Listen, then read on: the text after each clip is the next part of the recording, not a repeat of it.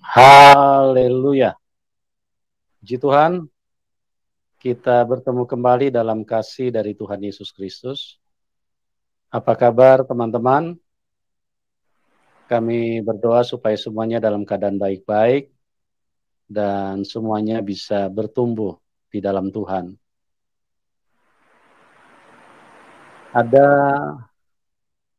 informasi yang perlu kami sampaikan bahwa nomor telepon 0853 sekian sekian sekian sekian yang dulu kami pergunakan, kami informasikan saat ini kami sudah tidak menggunakan nomor telepon tersebut. Jadi nomor telepon yang 0853 sekian sekian sekian sekian itu yang dulu kami gunakan, sekarang ini sudah tidak kami gunakan. Jika Bapak Ibu ada kerinduan untuk bersaksi atau mungkin ada hal-hal yang ingin ditanyakan atau mungkin yang ingin didoakan, bisa menghubungi nomor telepon yang ada di layar YouTube. Ya, jadi ini informasi dari kami supaya pelayanan ini bisa maksimal, ya.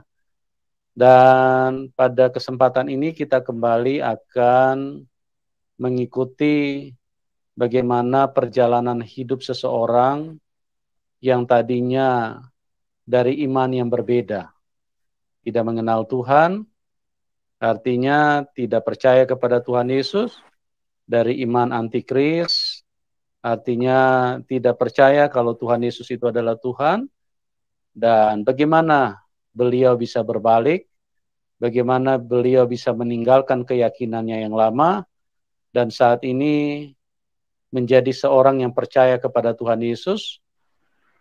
Nah, ini kisah yang menarik untuk kita dengarkan karena hal ini penting untuk kita share. Untuk apa? Untuk mencerahkan, karena memang sesuatu yang kita alami di dalam Tuhan itu sudah selayaknya untuk kita bisa berbagi. Karena kalau kita tidak berbagi, orang-orang lain pun juga tidak akan tahu. Tapi kalau kita berbagi, artinya kita mengasihi siapapun yang ada di dalam link ini, dan menjadi kerinduan kita supaya teman-teman juga bisa mengalami hal yang sama, yaitu mujizat-mujizat dari Tuhan, atau pernyataan Tuhan yang secara supranatural, itu bisa dipahami bahwa itu adalah sebuah perbuatan tangan Tuhan, dan itu adalah menunjukkan bahwa Tuhan Yesus adalah Tuhan yang baik. Oke, pada kesempatan ini saya tidak akan berpanjang kata, karena narasumber sudah ada di tengah-tengah kita, dan kita sapa dulu narasumber kita, Mbak Fatima Natsir. Selamat malam, Mbak Fatima. Shalom, selamat malam Pak Pendeta Yusuf. Ya, apa kabar Mbak Fatima? Puji Tuhan, saya sehat, saya baik Pak. Ya, terima kasih ya sudah hadir dan mau berbagi. Dan teman-teman, berbagi di dalam Tuhan itu adalah hal yang utama. Berbagi tentang kasih Tuhan itu adalah hal yang terpenting. Karena banyak orang menganggap bahwa uang penting. Tapi menurut firman Tuhan, uang tidak terlalu penting. Karena uang hanya untuk sementara. Untuk kehidupan yang sementara. Setelah kita meninggalkan dunia ini, kita sudah tidak butuh uang. Ya, yang kita butuhkan adalah kasih Tuhan. Karena uang tidak bisa beli tiket untuk pergi ke surga. Uang hanya bisa beli tiket pesawat, tapi tidak bisa beli tiket untuk menuju kepada kehidupan kekal. Nah, kasih Tuhan itulah yang sangat penting di dalam hidup kita. Pangkat, jabatan juga tidak terlalu penting, hanya sementara. Jabatan kalau di negara kita hanya 5 tahun. Itu pun kalau berakhir dengan baik. Kebanyakan juga berhenti di tengah jalan. Ya. Nah, jadi jabatan hanya sementara. Jadi, tetapi hal-hal yang sementara itu begitu dikejar oleh manusia. Dan manusia menganggap itu segala-galanya. Bahkan sampai mengorbankan orang lain yang penting dia punya jabatan. Anda keliru. Tapi kasih Tuhan itulah yang sangat utama di dalam hidup kita. Ya. Jadi mari kita dengarkan bagaimana kasih Tuhan telah terjadi kepada narasumber. Pendidikan yang tinggi juga tidak penting. Karena itu sementara. Ya, pendidikan yang tinggi paling bisa juga hanya buat handphone, hanya bisa menciptakan teknologi. Tapi untuk menciptakan jalan ke surga itu hanya Tuhan Yesus, teman. Karena 2000 tahun yang lalu dia naik ke surga. Itu menunjukkan jalan terbuka. Karena selama ini tidak pernah ada manusia yang bisa naik ke surga. Dia bukan hanya keluar dari kuburan. Tidak ada satu manusia pun yang bisa keluar dari kuburan. Manusia terkunci di dalam kuburan dan mati. Karena setan jahat dan setan tidak pernah mengizinkan manusia untuk hidup. Dia membunuh semua manusia. Setan itu sangat jahat. Mulai dari Adam dan Hawa di Taman Eden, dia datang dengan segala macam godaan, dengan segala macam tipuan. Akhirnya manusia pertama, manusia yang kudus itu tersesat. Akhirnya manusia jatuh kepada kematian dan binasa. Dan Tuhan Yesus baik. Tuhan Yesus datang menyelamatkan kita. Oke, teman-teman, kita bersyukur karena Tuhan bekerja dari waktu ke waktu, semakin banyak orang yang dilawat Tuhan. Dan pada malam hari ini kita akan dengarkan dari Fatima Natsir. Oke, waktu dan tempat saya serahkan kepada Mbak Fatima. Tentunya dimulai dari latar belakang dulu ya. Oke, Mbak Fatima, dipersilakan untuk menyampaikan perjalanan iman Anda. Silakan, Mbak.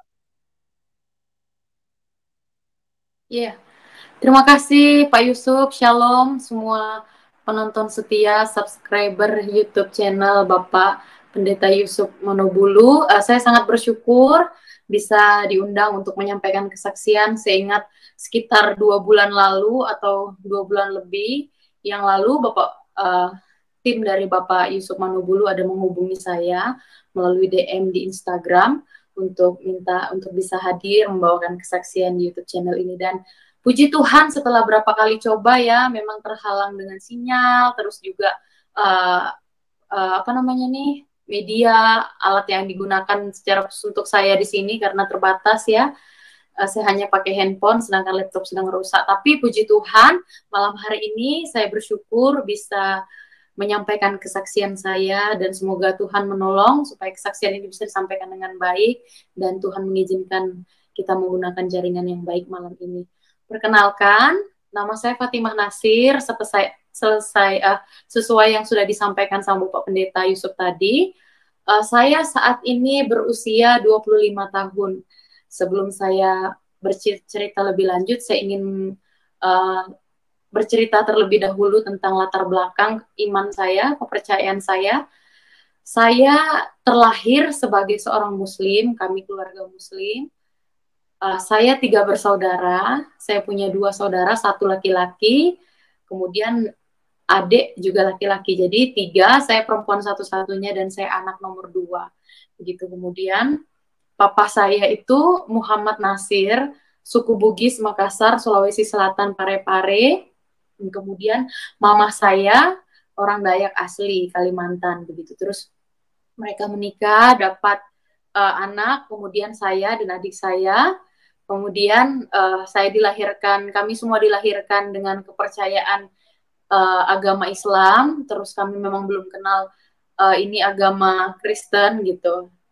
Kemudian satu ketika saya dari kecil ya, saya memang terbiasa diajar oleh orang tua saya untuk mencintai agama, mencintai Tuhan dengan sungguh-sungguh kesungguhan hati gitu. Orang tua saya, papa saya, itu sangat taat dalam beragama begitu. Beliau orangnya sabar, meskipun orang Bugis terkenal lumayan keras ya, tetapi papa saya itu orang yang sabar begitu. Yang saya lihat gitu sepanjang saya hidup dan juga papa saya hidup begitu, kami selalu bersama-sama di rumah dan menghabiskan banyak waktu. Kemudian dari 3 bersaudara ini hanya saya sendiri yang papa saya sering suruh ikut untuk pesantren kilat, begitu. Itu biasanya di bulan Ramadan ya, selama sebulan, begitu. Saya selalu ikut, rutin sekali ikut kegiatan-kegiatan seperti itu. Kemudian saya juga ikut les mengaji, papa saya suruh ikut les mengaji, kemudian saya belum lulus SD, saya sudah lulus mengaji Iqra 1 sampai Iqra 6 ya, sudah khatam. Kemudian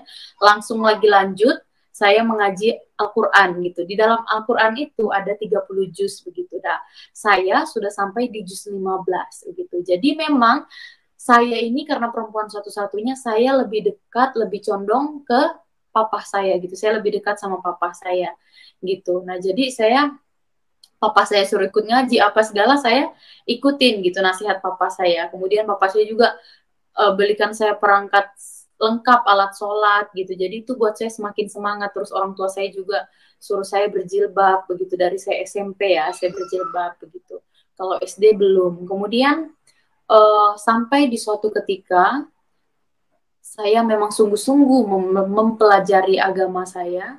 Sampai di suatu ketika saat saya kelas 2 SMP, papa saya meninggal begitu. Saat papa saya meninggal, hati saya sangat hancur, saya sangat sedih, saya sangat terluka.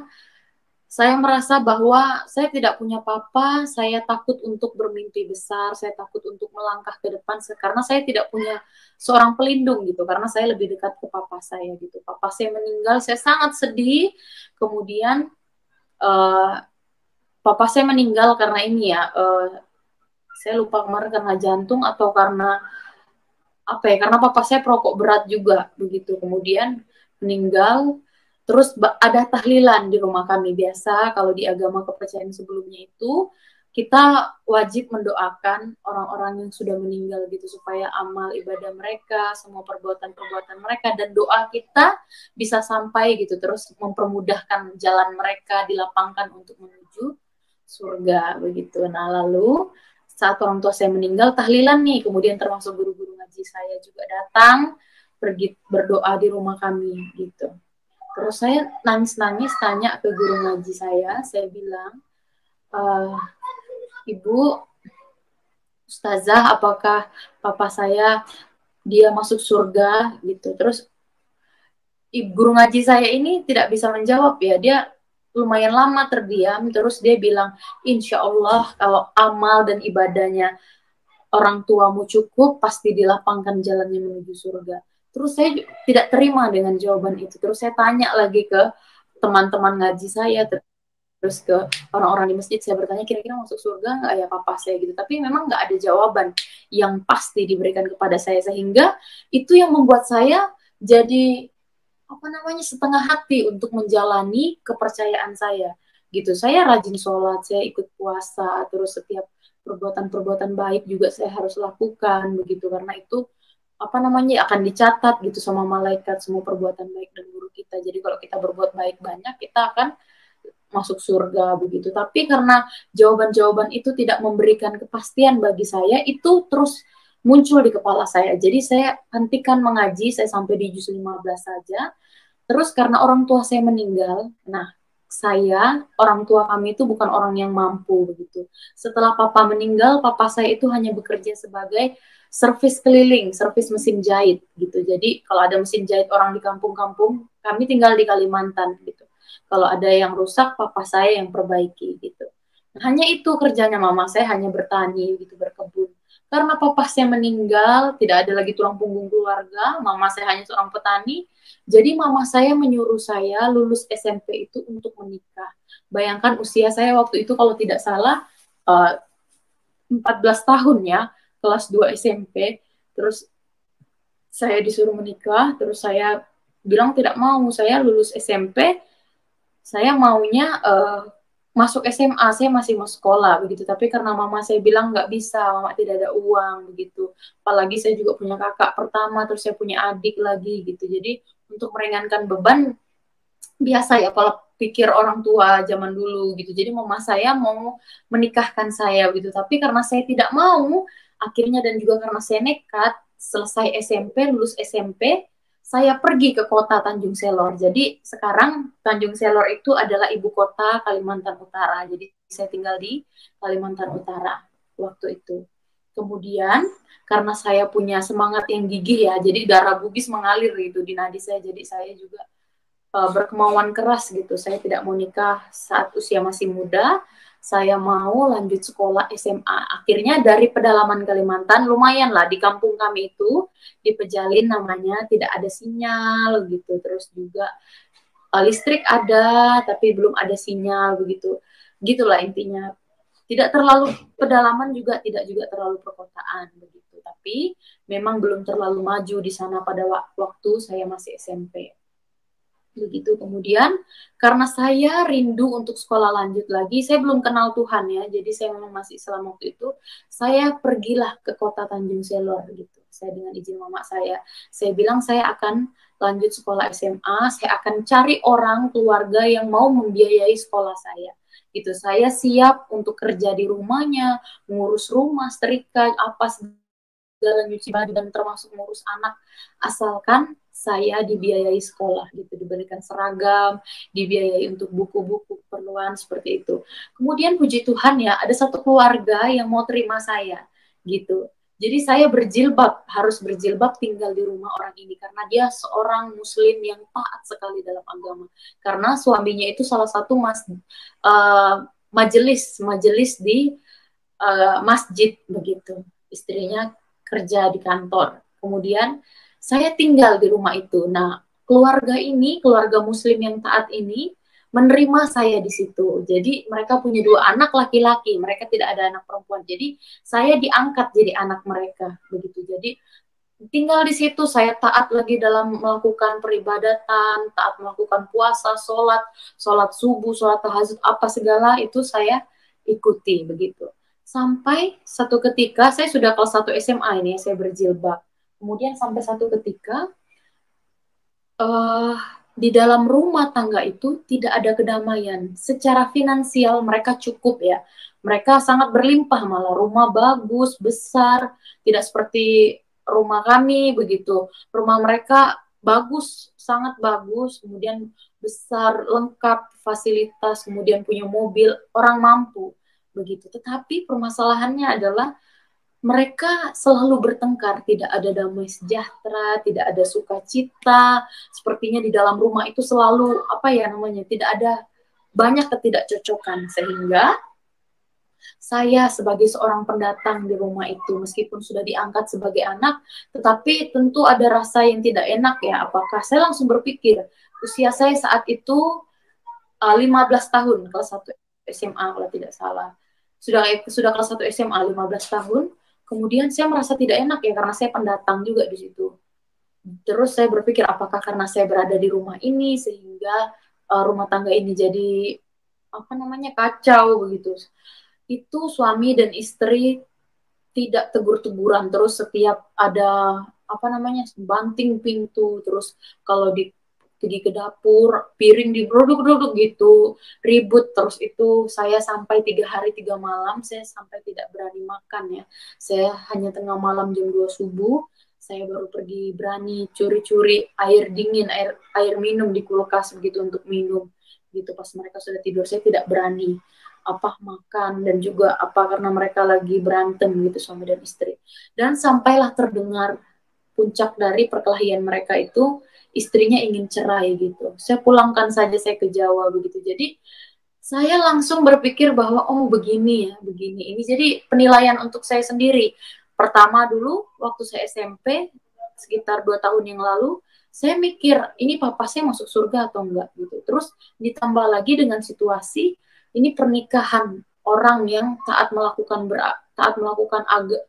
peribadatan, terus itu taat sama agama, tetapi kok ngomongnya cerai-cerai dan tidak ada sukacita di dalam rumah tangga, tiap hari berantem. Itu jadi pemikiran saya tersendiri lagi, penilaian untuk saya tersendiri. Hingga suatu saat karena saya tidak tahan dengan kejadian ini, akhirnya saya ketemu satu bis. Jadi setiap saya sekolah, saya biasa naik bis. Saya ketemu sama anaknya tante saya.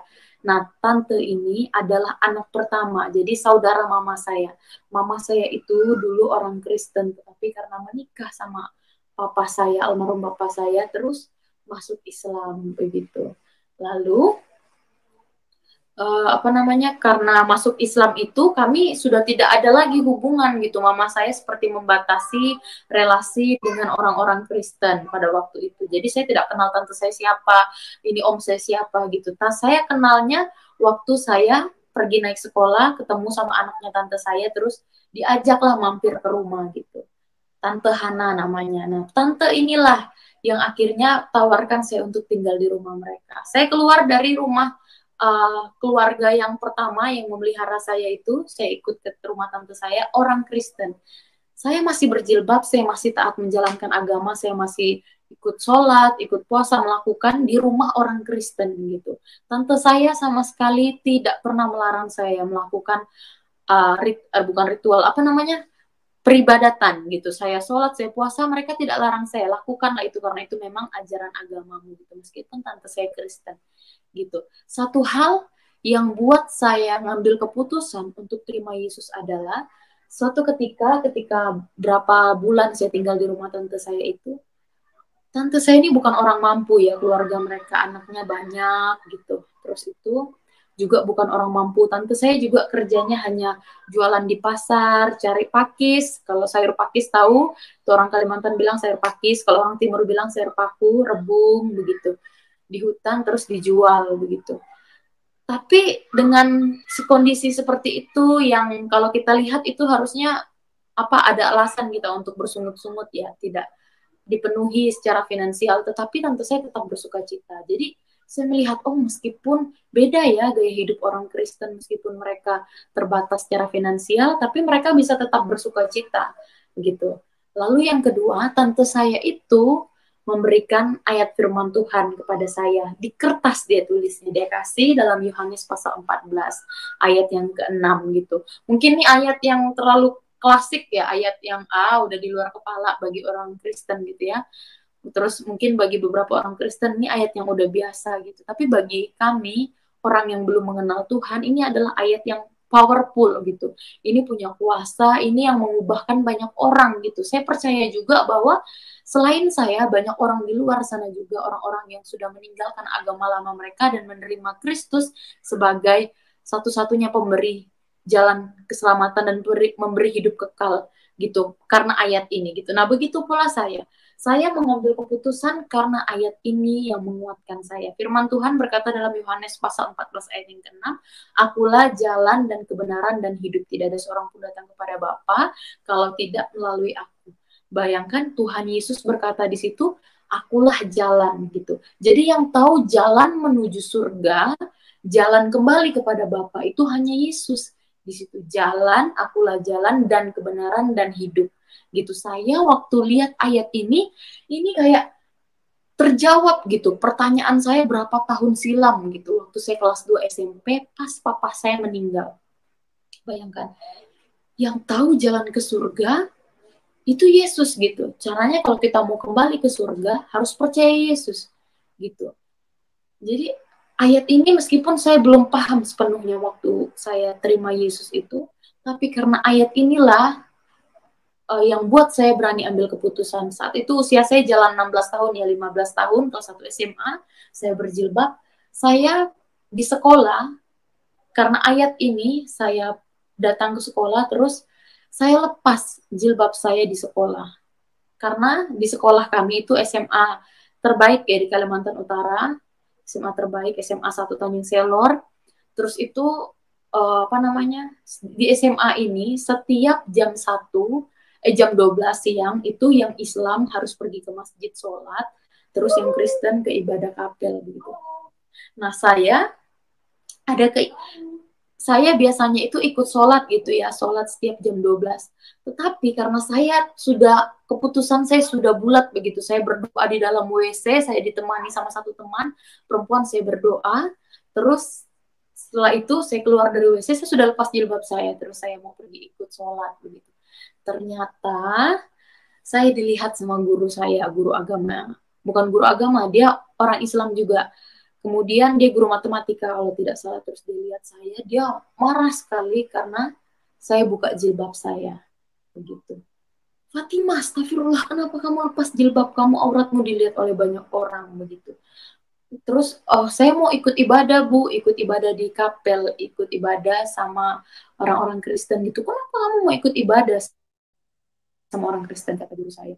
Kamu sudah ini ya, sudah nggak waras ya gitu. Terus saya ditarik tangan saya, dibawa ke kantor gitu. Nah, pada waktu itu saya di sidang, teman saya itu juga takut. Jadi teman saya yang mendampingi saya untuk lepas jilbab itu tidak berani untuk temani saya di ruang guru. Jadi saya bilang nggak apa-apa, biar saya aja pergi gitu. Lalu saya diperhadapkan sama kepala sekolah, sama guru-guru. Jadi di sekolah saya waktu itu paling banyak memang guru agama Islam begitu. Nah, tidak ada guru agama Kristen yang mendampingi atau membela saya waktu itu. Jadi yang ada hanya guru agama Katolik, tapi saya tidak tahu di mana Bapak guru agama Katolik itu saat saya sedang di sidang. Begitu. Kalau guru agama Kristen, teman-teman Kristen mereka banyak waktu itu sedang ada acara gitu di hulu kampung namanya Pekan Pemuda. Jadi orang-orang Kristen biasanya pergi ikut ke sana. Jadi dapat izin dari sekolah selama 1 minggu begitu. Nah, pas saya sedang di sidang di ruang kepala sekolah, itu saya gugup gemetar, saya sedang diperhadapkan dengan guru-guru ya, guru-guru saya, usia saya masih 15 tahun, saya lumayan takut, lumayan gugup, panik juga di sidang gitu, dengan kondisi saya sudah lepas jilbab saya di tangan saya, terus saya dibilang ibu guru yang membawa saya ke kantor berkata, Pak ini murid kita nih udah mau pindah agama, dia udah lepas jilbabnya mau masuk Kristen gitu. Terus kepala sekolah saya ketawa, terus kepala sekolah saya bilang, kenapa kamu mau percaya sama Tuhannya orang Kristen? Tuhannya orang Kristen itu ada 3. Gitu. Terus tuh Tuhannya orang Kristen itu disalib, Tuhannya orang Kristen itu telanjang, Tuhannya orang Kristen itu manusia, itu bukan Tuhan, kayak gitu. Terus saya sambil menangis ya, karena saya gugup gitu, saya bingung mau ngomong apa, terus saya hanya bilang ke guru-guru yang saat itu sedang di depan mata saya di meja panjang, terus mereka sedang seolah-olah menyidang saya karena keputusan saya, terus saya sambil menangis, saya bilang, tapi Pak, dalam Yohanes pasal 14 ayat yang ke-6 berkata, Yesus bilang, akulah jalan dan kebenaran dan hidup. Tidak ada seorang pun yang datang kepada Bapa kalau tidak melalui aku. Pak, ini yang Yesus katakan, kalau kita mau masuk surga, kalau kita mau dapat hidup yang kekal, hidup yang abadi, hidup yang tidak binasa, kita harus mempercayai Yesus sebagai satu-satunya jalan, kebenaran, dan pemberi hidup bagi kita. Saya bilang kayak gitu ke guru-guru itu. Tapi masalahnya kan saya belum bisa ngomong yang baik ya, kayak gitu. Jadi karena gugup sambil nangis, guru-guru itu cuma ketawain saya gitu. Terus tuh mereka bilang ke saya, kamu sekarang tinggal di mana? Gitu ditanya. Saya tinggal sama tante saya gitu. Oh, tante kamu agamanya apa? Kristen. Kenapa kamu mau tinggal sama orang Kristen? Kamu kan orang Islam gitu. Tahu nggak piringnya orang Kristen itu, gelasnya, sendoknya itu bekas makanan. Ada campur-campur babi, minyak babi, buat babi kecap apa segala gitu. Itu tuh haram untuk kita gitu. Padahal mereka nggak tahu kalau itu enak kan gitu. Bagus juga sih mereka nggak makan biar nggak punah cepat babinya gitu kan. Ya, terus itu karena perkataan mereka itu saya nggak bisa bantah ya, saya hanya menangis terus karena mereka tahu saya tinggal sama tante saya, mereka tahu juga orang tua saya itu tidak mampu, hanya janda, begitu. Terus saya sekolah itu karena dibiayai orang, tapi karena saya pindah gitu, jadi sudah tidak ada yang membiayai hidup saya gitu. Terus karena mereka tahu kelemahan saya finansial, kepala sekolah saya sodorkan uang 650.000 kepada saya langsung di depan saya supaya saya meninggalkan keputusan saya gitu, supaya saya tetap di Islam, terus saya harus pindah dari tempat tante saya supaya saya tidak terpengaruhi. Mereka berpikir bahwa keputusan saya masuk Kristen itu karena pengaruh tante om saya, padahal tidak sama sekali. Mereka sodorkan uang 650.000 itu, terus mereka bilang kalau kamu mau tetap di Islam, nanti Bapak akan kasih kamu uang bulanan, nanti kamu sekolah bakal naik mobil, ini itu uang kos semua akan ditanggung gitu. Tapi saya percaya ya, meskipun usia masih saat itu 15 tahun, tetapi saya bilang keputusan saya memang tidak bisa diganggu gugat gitu. Uang 650.000 itu saya kembalikan, saya sodor, terus saya bilang ini keputusan saya Bapak, saya sudah bulat dengan keputusan ini. Terus saya tidak terima uang itu, terus saya kembali keluar dari ruangan itu. Terus berjalannya waktu, saya sudah lepas jilbab saya sudah ikut berapa kali persekutuan di kapel bersama di kapel sekolah ya, sama teman-teman Kristen. Tetapi ada perbedaan. Saya merasa saya dibeda-bedakan dari teman-teman saya karena banyak yang Islam di kelas gitu. Bahkan teman-teman saya menjauhi saya, teman-teman saya yang dulu akrab, teman-teman Muslim saya menjauhi saya, tidak ada yang mau berteman sama saya gitu. Lalu di kelas kalau saya bertanya, saya angkat tangan gitu. Guru seperti tidak memperhatikan saya, tidak melihat saya. Kadang nama absen di kelas juga saya dilewatkan, nama saya tidak disebut. Jadi saya takut ya, saya gugup apa bisa jadi saya tidak naik kelas nanti kayak gitu gara-gara keputusan saya. Akhirnya saya jalan satu-satunya adalah saya harus pindah sekolah karena juga di sekolah itu mahal sekali biaya sekolah gitu. Maksudnya harus ada pengeluaran untuk ini itu, bayar buku apa segala begitu. Jadi lumayan mahal begitu sehingga karena saya sudah tidak dibiayai oleh orang tua gitu, saya juga sudah keluar dari tempat orang yang awalnya mau mensponsori saya, tapi karena keputusan saya sudah tidak ada orang yang membiayai saya mau berharap sama tante saya pun hidupnya biasa-biasa sederhana begitu. Oke, ini tantangan, nggak apa-apa. Saya pindah sekolah dari SMA negeri, saya pindah ke swasta. Nah, sekolah swasta di tempat kami itu tuh murah ya, murah gitu. Murah itu yang banyak menopang, menolong kami ya orang-orang kampung yang tidak berada seperti orang begitu. Kemudian saya sekolah di situ namanya SMA Agape, ini sekolah Kristen ya. Jadi penuh dengan kasih karunia di situ. Saya sekolah, terus sampailah berita. Sampai berita di kampung, mama saya tahu saya masuk Kristen. Mama saya sangat marah. Kakak pertama saya sangat marah sama saya. Dia bilang, kamu kalau pulang ke rumah, pulang ke kampung, kamu nanti dapatnya parang gitu. Tahu parangnya kalau orang Dayak bilang parang, mandau gitu, mandau. Kamu kalau pulang dapatnya mandau. Saya takut, saya nggak berani pulang akhirnya selama sekolah. Itu hampir 3 tahun selama SMA saya tidak berani pulang. Begitu. Jadi karena orang tua saya marah sekali, mama saya marah, saya tahu alasannya kenapa. Karena papa saya itu di Sulawesi, anak pertama dari 7 bersaudara. Papa saya merantau ke Kalimantan, ada nenek dan kakek saya di Sulawesi. Papa saya itu dapat harta warisan tanah itu, ada pembagian tanah gitu. Karena anak pertama, bapak saya dapat juga bagian tanah. Karena papa saya meninggal, harusnya itu jatuh ke tangan saya gitu. Sama adik saya anak bapak saya gitu. Kalau kakak pertama itu kakak dari bapak yang lain, ada bapak Jawa, terus bapak Jawa itu meninggal, mama saya nikah sama bapak yang bugis saya, sama adik saya dapatnya. Harusnya itu bisa ke saya harta warisannya. Tetapi karena saya masuk Kristen, hebohlah keluarga di Sulawesi, om-om saya, tante-tante saya tahu, terus mereka lumayan marah sama saya, terus mereka bilang kalau karena kamu sudah Islam, kamu sudah nggak berhak dapat harta warisan ini. Nah, karena dari semua keluarga, hanya saya sendiri yang mengambil keputusan untuk terima Yesus. Adik saya belum, mama saya belum, kakak saya belum. Jadi saya sudah tidak berhak begitu untuk dapat harta warisan itu. Itu yang mama saya sedih gitu. Harusnya bisa dapat itu. Terus saya harusnya bisa sekolah lanjut dengan menjual tanah misalnya harta warisan itu. Terus saya bisa sekolah lanjut misalnya nanti mau kuliah apa pakai dana itu. Tapi karena saya sudah ambil keputusan, saya sudah tidak bisa dapat harta warisan itu. 1 tahun setelah saya ngambil keputusan terima Yesus, 1 tahun berjalan saya menjadi orang Kristen, saya bawa adik saya yang laki-laki, saat itu dia masih kelas 3 SD ya, untuk masuk Kristen. Dia ikut saya. Oh, mama saya tambah marah lagi. Marah sekali.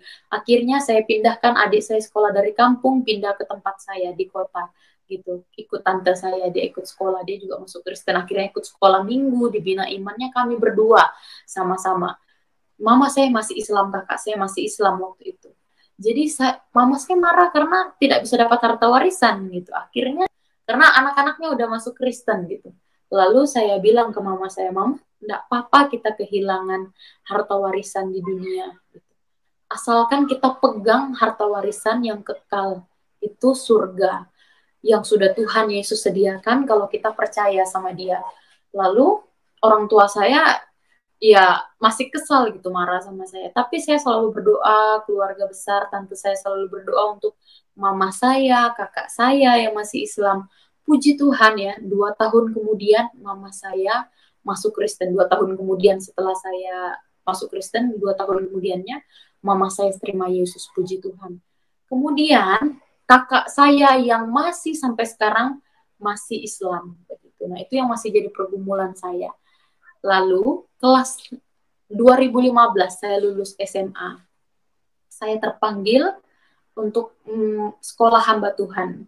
Karena saya ingin menjadi seorang pemberita firman Tuhan ya, supaya banyak orang diselamatkan. Saya sudah merasakan kasih Tuhan dalam hidup saya. Saya pun mau membagikan kasih Tuhan itu kepada banyak orang. Saya dulu tidak bisa jawab gitu. Kenapa memilih percaya Tuhan Yesus? Saya cuma bisa ya sambil nangis gitu karena gugup gitu ya. Ya karena Tuhan Yesus bilang gitu. Jawaban saya belum baik gitu. Akhirnya saya mau gitu menjadi seorang hamba Tuhan gitu, supaya kalau ada orang bertanya, saya bisa menginjili, saya bisa menjangkau banyak jiwa. 2015 saya lulus SMA, saya langsung ada kerinduan untuk lanjut sekolah teologi di Yogyakarta, di STTI Yogyakarta. Tetapi lagi-lagi, mama saya sudah Kristen, tetapi imannya masih bertumbuh. Dan juga mama saya janda, waktu itu, waktu saya SMA, kemudian saya mau lanjut sekolah, mama saya tidak mendukung juga karena tidak ada dana. Akhirnya saya bilang sama mama saya percaya Tuhan yang akan mempercukupkan semuanya. Saya harus kerja ya, dulu kerja SMA, setrika baju orang, di jaga toko gitu, dikumpul-kumpul untuk tiketnya dibeli, untuk beli tiket pesawat pergi ke Jogja. Puji Tuhan kesampaian. Terus itu saya sampai di Yogyakarta. Di Yogyakarta saya tidak kenal siapa-siapa. Saya niatnya hanya mau sekolah teologi. Puji Tuhan di sana saya ketemu sama seorang hamba Tuhan ya, gembala gitu, dan itu jadi orang tua angkat saya sekarang gitu. Bapak dan ibu gitu. Jadi saya bersyukur mereka yang memperhatikan hidup saya.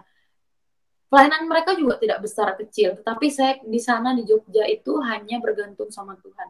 Saya dari 2015 saya sekolah teologi, S1, kemudian jatuh bangun juga dalam proses pembentukan di asrama gitu. Ternyata tidak seperti yang saya bayangkan begitu. Semua orang-orang yang terpanggil itu masih penuh dalam tahap seleksi, banyak yang keluar gitu, banyak yang terpanggil tapi sedikit yang terpilih gitu firman Tuhan. Jadi ternyata banyak yang tersisih. Teman-teman saya itu dia orang Batak, orang Timur, orang Kalimantan, ada banyak yang tidak bertahan gitu sampai di wisuda gitu. Banyak yang gugur di tengah jalan. Saya hanya mengandalkan hanya mengandalkan Tuhan saja dalam studi saya waktu itu. Lalu saya juga hanya ya dengan hati yang tulus pergi sekolah. Ya semoga Tuhan yang mengarahkan hidup saya, dan puji Tuhan ya, meskipun waktu S1 itu saya sambil jualan juga pisang goreng, terus itu tidak ada yang membantu saya untuk membiayai sekolah awal-awalnya karena mama saya tidak mendukung begitu. Dan juga waktu awal mendaftar di S1 itu saya kasih masuk berkas, saya tidak bisa mengisi satu lembar pernyataan. Semua berkas saya sudah bisa kasih masuk ke bagian pendaftaran mahasiswa waktu itu. Tapi ada satu kertas yang saya tidak bisa isi waktu itu. Di situ surat pernyataan sponsor. Saya lihat di situ, saya baca yang bertanda tangan di bawah ini. Pokoknya surat itu intinya adalah orang yang akan mensponsori mahasiswa selama studi. Masalahnya saya datang ke Jogja, saya studi itu tidak ada yang dukung saya, gereja tidak ada yang bantu saya, orang tua saya tidak dukung saya, keluarga juga tidak mampu. Akhirnya saya mau berharap sama siapa, tidak ada lembaga yang mendukung saya. Surat pernyataan itu saya bingung mau isi nama siapa. Akhirnya saya bawa kertas itu, terus saya isi nama Tuhan Yesus, alamat, surga, nomor HP saya tidak isi, tanda tangan saya juga tidak tanda tangan karena itu harus pakai materai gitu. Saya tidak berani juga tiru-tiru tanda tangan Tuhan Yesus bagaimana gitu kan. Terus saya kasih masuk itu ke bagian pendaftaran. Dan setelah dibaca, saya dipanggil, terus saya ditegur gitu ya sama ibu bagian bidang pendaftaran. Dia bilang, kamu jangan bercanda, ini harus masih manusia nih yang bertanggung jawab sama studi kamu, supaya kalau ada tunggakan bayaran, kami bisa telepon orang yang bertanggung jawab sama studi kamu. Terus saya bilang, maaf Bu, memang tidak ada orang yang membiayai studi saya, gitu. Tidak ada lembaga yang berjanji untuk mensponsori saya, tidak ada gereja yang berjanji untuk membiayai sekolah saya. Saya datang ke sini hanya karena iman begitu. Saya bilang kayak gitu. Tapi itu saya nangis sekali, nangis. Saya pergi, saya bawa surat itu karena disuruh isi ulang harus manusia gitu. Terus saya bawa kertas itu, terus saya nangis di samping perpus ya. Saya nangis di samping perpus. Saya bingung, saya mau minta tolong siapa yang isi gitu. Saya datang ke Jogja ini karena percaya Tuhan yang akan sertai saya. Tapi karena memang harus diisi, akhirnya saya pulang gitu. Ketemu sama Bapak Gembala, saya cerita begitu, ini bagaimana ya Pak gitu, enggak apa-apa diisi aja nama saya gitu. Saya bersyukur Bapak Pendeta, orang tua angkat saya itu bantu saya meskipun mereka juga hidup sederhana begitu. Tapi intinya yang saya mau bilang adalah itu formalitas saja ya, tapi di hati saya tetap percaya bahwa yang akan bertanggung jawab sama studi saya, yang akan bertanggung jawab mengurus semua perkuliahan saya ini, Tuhan yang akan lunaskan semuanya begitu. Kemudian puji Tuhan ya, meskipun sempat berapa kali harus nyicil, ngutang, tapi mukjizat Tuhan itu saya rasakan selama saya studi S1. Setiap kali saya mau bayar pasti aja sudah lunas. Terus di akhir studi, sudah pas mau wisuda, itu biasanya kalau ada yang masih nunggak dipanggil ke bidang keuangan gitu. Saya sudah dilunas duluan gitu, daripada teman-teman saya yang mereka disponsori oleh lembaga, mereka yang disponsori oleh gereja, orang tua yang bertanggung jawab. Malah saya yang awalnya tidak ada yang mensponsori saya hanya tulis di situ Tuhan Yesus, malah saya yang duluan lunas dari mereka semua. Saya merasa itu mukjizat Tuhan ya. Begitu. Akhirnya saya diwisuda tahun 2019. Begitu saya diwisuda bulan 7 kalau tidak salah. Saya diwisuda 2019. Dan puji Tuhannya karena kemurahan Tuhan, karena kebaikan Tuhan, meskipun saya anak yatim piatu, saya tidak punya papa, waktu itu papa saya sudah meninggal, tapi saya punya Bapa di surga gitu, Bapa yang selalu mempercukupkan semua keperluan saya, bahkan saya punya papa angkat juga di Jogja gitu, orang tua rohani saya yang membimbing saya dalam kerohanian saya begitu. Dan puji Tuhan setelah 2019 saya wisuda bulan 7, saya lanjut sebulan setelahnya saya langsung dapat tawaran untuk lanjut studi S2, ada orang yang mensponsori saya. Jadi Tuhan luar biasa begitu. Saya tidak pernah berpikir saya bisa selesaikan gitu, bahkan sampai lanjut S2. Jadi saya ambil lagi sekolah magister teologi, langsung cuman jeda sebulan saya langsung lanjut 2019 dan puji Tuhan gitu. Meskipun lewat banyak pencobaan-pencobaan gitu, S2 saya ada orang yang berjanji untuk mensponsori, tapi karena corona 2020 ya, masuk ke Indonesia sekitar bulan 3 baru berdampak di Indonesia, di Jogja, secara khusus di Jawa ya, itu banyak tempat-tempat lockdown, dan juga sponsor banyak yang terhenti di kampus kami, termasuk dengan saya juga.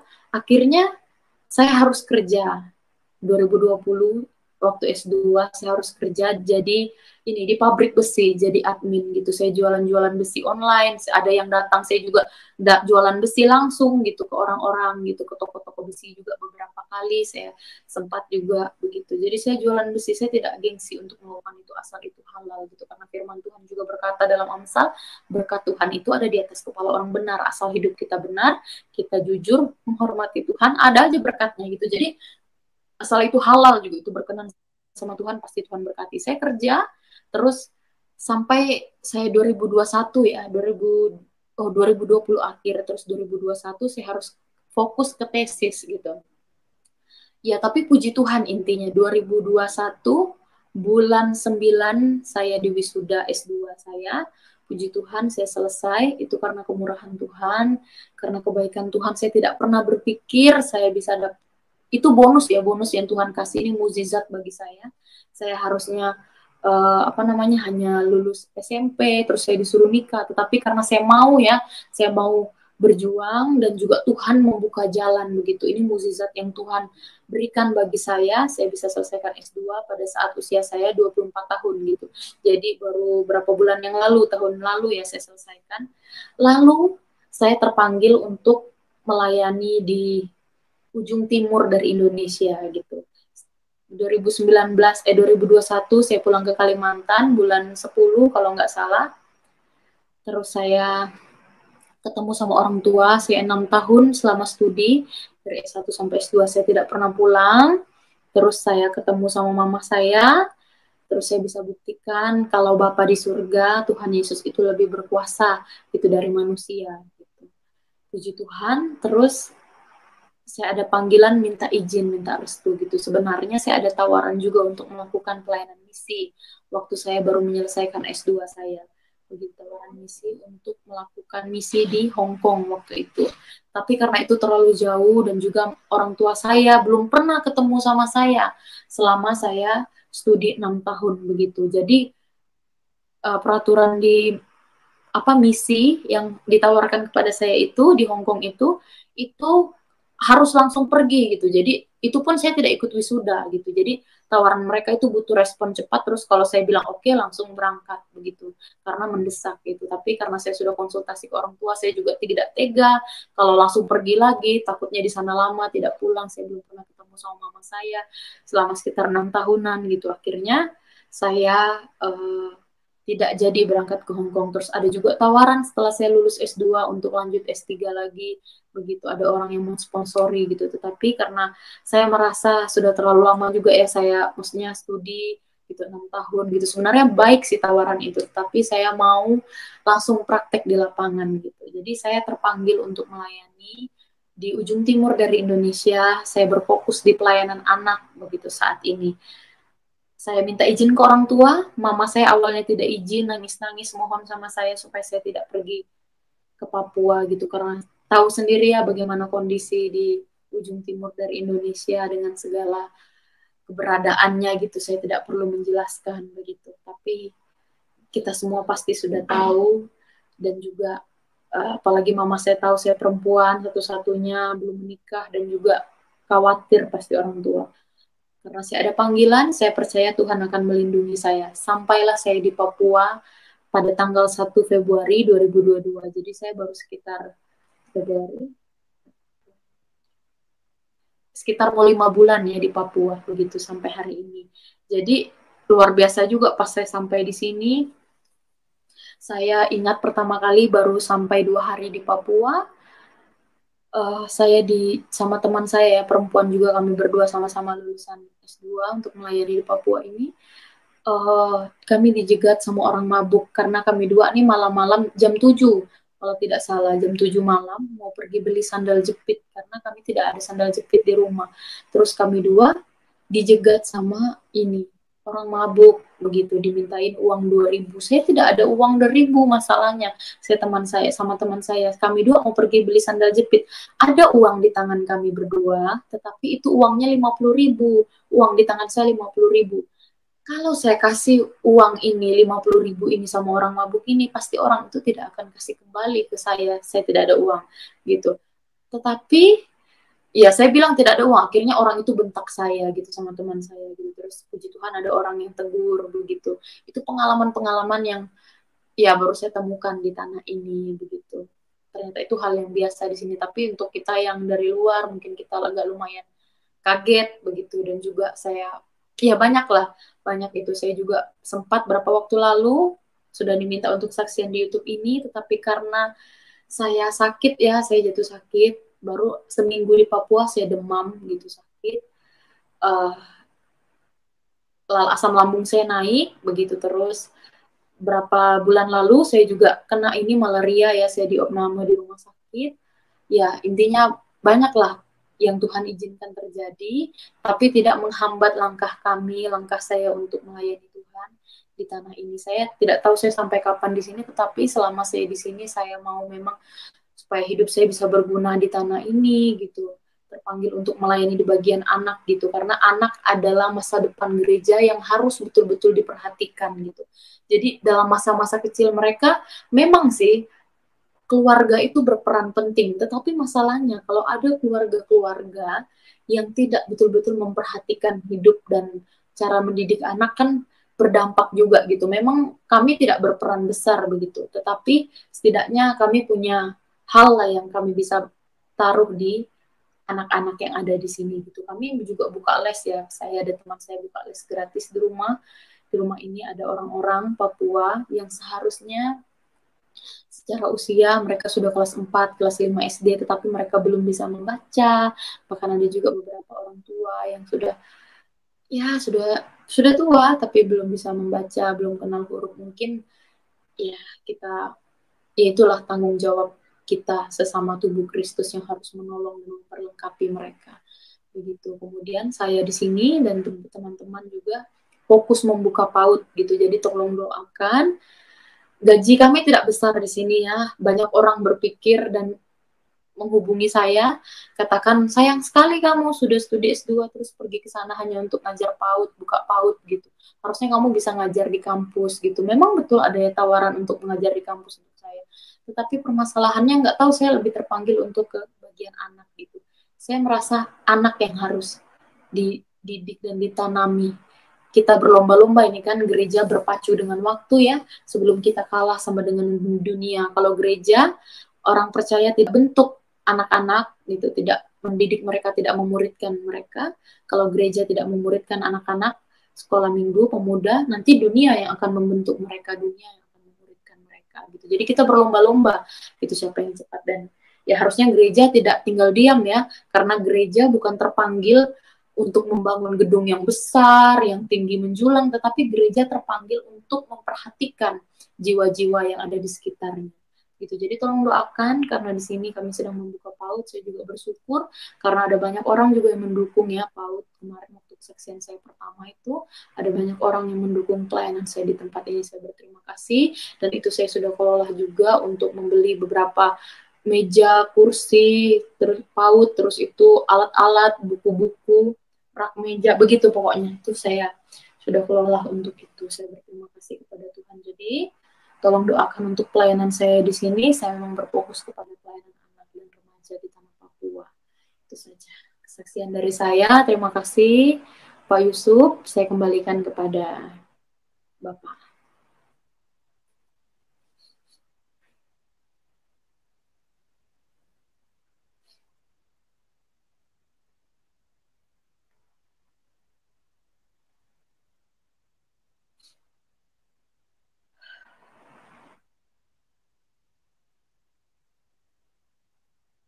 Shalom Pak.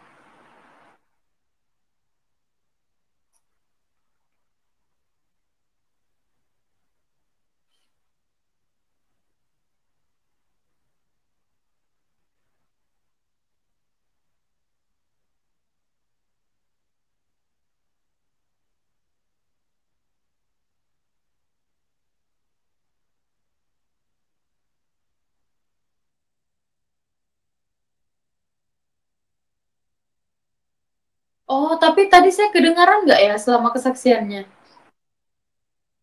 Oh iya, oke, oke, oke, oke, baik. Oh iya, baik.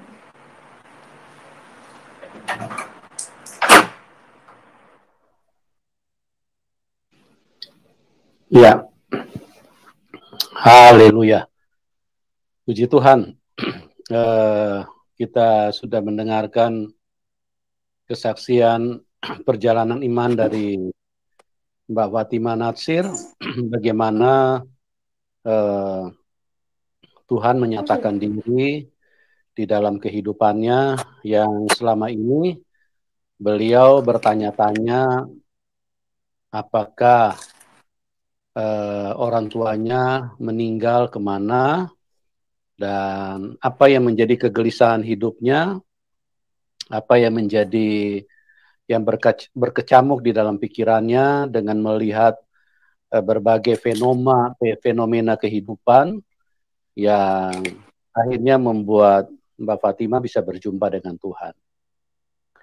Luar biasa sekali. Memang Tuhan itu adalah sesuatu yang harus dialami. Jadi kita tidak terjebak dengan hanya pendapat orang. Kita tidak terseret dengan apa yang merupakan pandangan orang lain. Tetapi Tuhan itu sudah seharusnya untuk dialami secara pribadi. Dan betapa luar biasanya kalau kita mengalami Tuhan. Jadi iman kita itu memang benar-benar murni, bukan iman orang lain. Kalau hanya merupakan perkataan orang, maka itu akan merugikan kita, merugikan diri kita sendiri. Ya, jadi mempercayai Tuhan itu harus dialami. Nah, Mbak Fatima tadi sudah menceritakan bagaimana dia menjadi begitu yakin terhadap Tuhan Yesus, yang walaupun istilahnya ada tantangan yang berat yang harus dia temukan, seperti misalnya ditawarkan untuk hal-hal yang membuat dia harus balik, meninggalkan Tuhan, tapi puji Tuhan, Tuhan Yesus luar biasa dan menolong sehingga Mbak Fatima tetap kokoh di dalam Tuhan, tetap percaya, sekalipun usianya pada waktu itu masih sangat muda ya, tapi luar biasa karena iman itu bukan datang dari hanya dari diri manusia kita, tapi iman itu harus bekerja antara kekuatan Tuhan dan kekuatan manusia. Artinya pengaruh Tuhan eh, di dalam kehidupan kita. Jadi walaupun masih muda, tapi di situ kita melihat bahwa ada kuasa Roh Kudus yang menyertai Mbak Fatima, sekalipun mungkin dia kurang nyaman di sekolah atau mungkin dia harus keluar dari sekolah, tetapi beliau tetap memegang teguh kepada iman yang dia yakini pada waktu itu. Nah, puji Tuhan, Mbak Fatima sekarang bukan hanya istilahnya percaya Tuhan Yesus, tapi beliau juga ikut sekolah Alkitab dan ingin melayani Tuhan, menjadi hamba Tuhan, ya. Dan pada kesempatan ini saya akan sedikit dialog dengan beliau. Mbak Fatima, berarti ikut sekolah Alkitab sudah lama, sudah selesai apa bagaimana sekarang? Oh iya Pak, saya sudah selesaikan S1 dan S2 saya selama 6 tahun, kemarin 2021 baru diwisuda.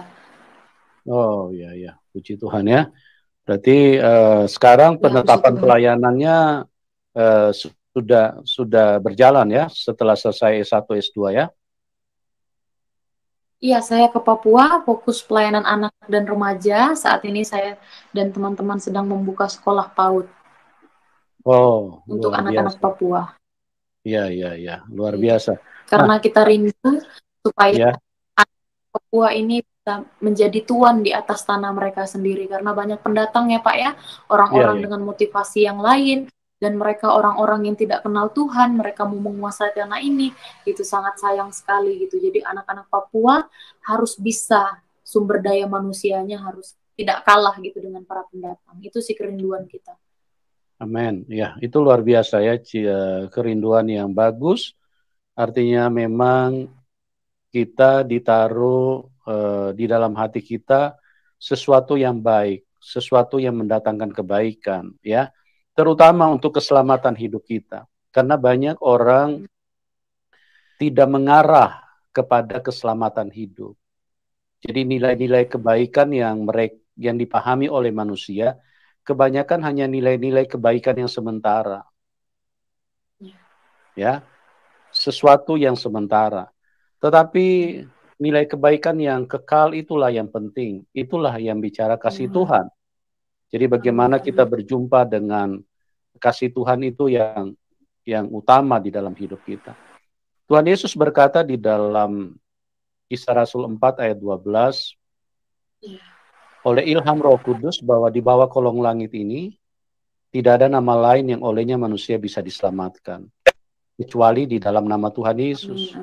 Nah, teman-teman, siapapun Anda yang menyaksikan acara ini, kami mengasihi Anda. Mungkin ada yang berkata, tapi kami tidak mengasihi kamu. Tidak masalah.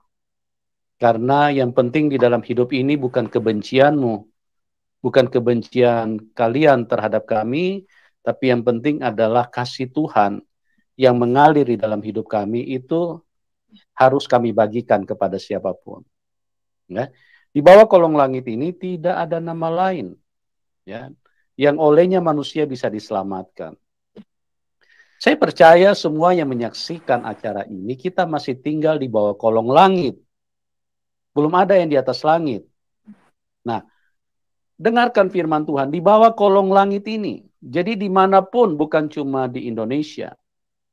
di Eropa, Asia, Timur Tengah, Afrika, ya, Australia, dimanapun. Di bawah kolong langit ini tidak ada nama lain yang olehnya manusia bisa diselamatkan kecuali di dalam nama Tuhan Yesus. Jangan sampai terlambat, teman-teman. Karena tidak ada satu manusia pun yang berani berkata, akulah jalan kebenaran dan hidup.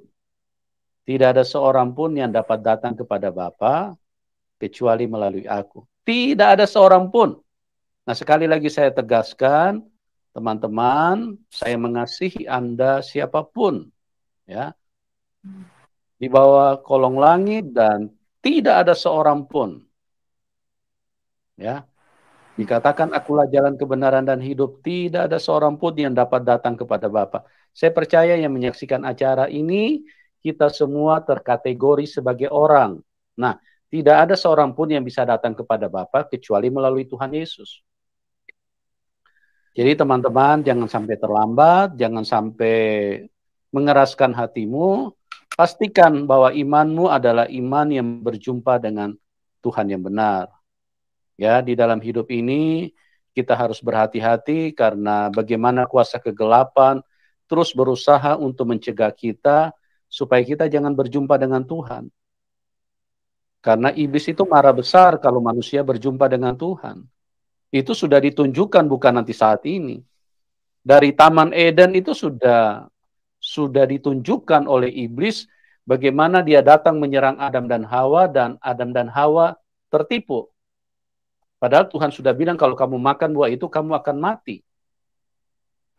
Tapi karena begitu kuatnya penyerangan yang dilakukan oleh iblis terhadap Adam dan Hawa, akhirnya Adam dan Hawa mati. Dan keturunannya semuanya mati. Setiap hari berapa banyak manusia yang gali kubur. Karena apa? Karena manusia mati. Itu sebabnya Tuhan Yesus harus turun ke dalam dunia ini untuk menggantikan kita. Dia yang mati. Nah, yang luar biasanya, Tuhan mengalahkan kekuatan, Tuhan Yesus mengalahkan kekuatan iblis. Dialah satu-satunya yang keluar dari kuburan. Kuburan tidak mampu membelenggu Tuhan. Kuburan tidak mampu. Kalau dia hanya manusia biasa, dia hanya sekelas nabi, dia terkunci di dalam kuburan karena semua nabi pernah berbuat dosa.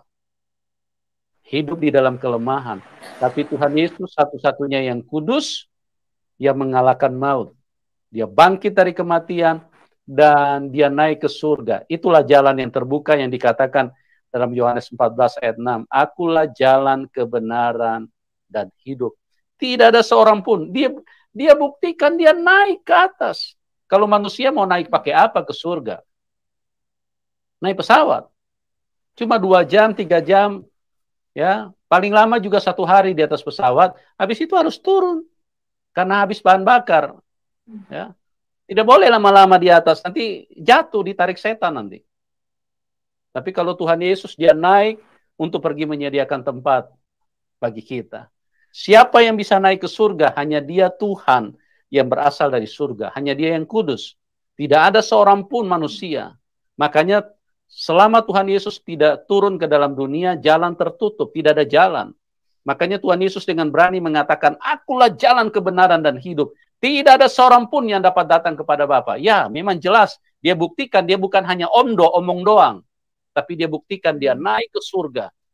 Dan 500 mata, ya, 500 pasang mata lebih, 500 orang lebih yang menyaksikan secara langsung bagaimana dia naik ke surga. Kenapa? Karena dia kudus. Dia tidak mengalami gaya tarik setan. Atau yang kita kenal dalam bahasa ilmu pengetahuan, dia tidak mengalami gaya gravitasi bumi. Karena dia kudus, dia tidak berbuat dosa.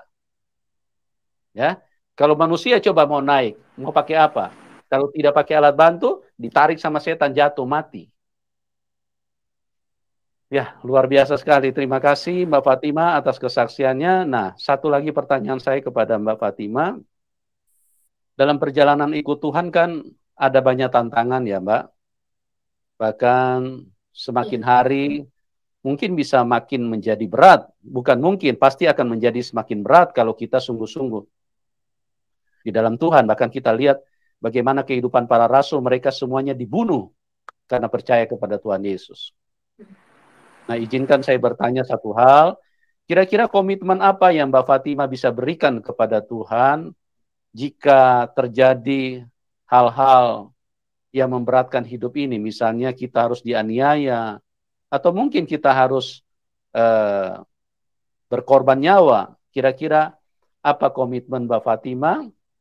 Apakah masih setia kepada Tuhan atau goodbye Tuhan Yesus? Saya tidak sanggup, saya mau balik, atau saya mau ikut yang lain, atau bagaimana? Silakan Mbak Fatima. Iya, terima kasih Pak. Saya seperti yang saya bilang berapa waktu yang lalu, saya sempat sakit, yaitu hampir sebulan, sakit malaria itu. Saya kira saya sudah meninggal Pak, karena saya sudah lemah sekali itu.